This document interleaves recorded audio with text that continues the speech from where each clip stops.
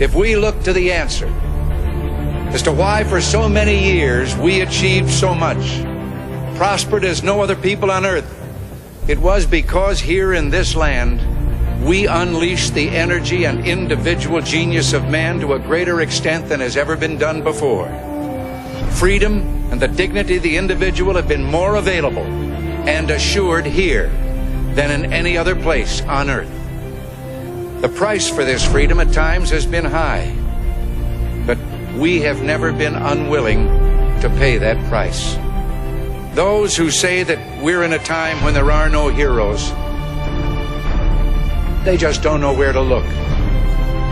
The sloping hills of Arlington National Cemetery, with its row upon row of simple white markers bearing crosses or stars of David, they add up to only a tiny fraction of the price that has been paid for our freedom. Each one of those markers is a monument to the kind of hero I spoke of earlier.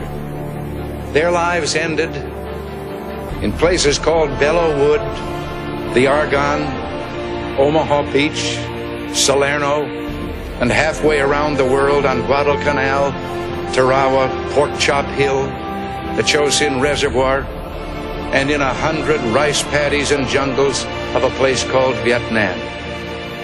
Under one such marker lies a young man, Martin Treptow, who left his job in a small-town barber shop in 1917 to go to France with the famed Rainbow Division.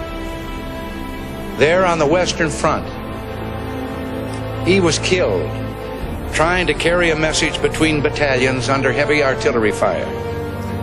We're told that on his body was found a diary. On the flyleaf, under the heading, "My Pledge," he had written these words: "America must win this war. Therefore I will work, I will save, I will sacrifice, I will endure. I will fight cheerfully and do my utmost as if the issue of the whole struggle depended on me alone."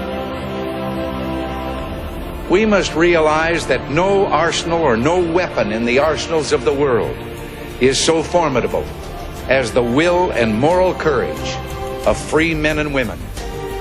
It is a weapon our adversaries in today's world do not have. It is a weapon that we as Americans do have. Let that be understood by those who practice terrorism and prey upon their neighbors. As for the enemies of freedom, those who are potential adversaries, they will be reminded that peace is the highest aspiration of the American people. We will negotiate for it, sacrifice for it. We will not surrender for it now or ever. We are Americans.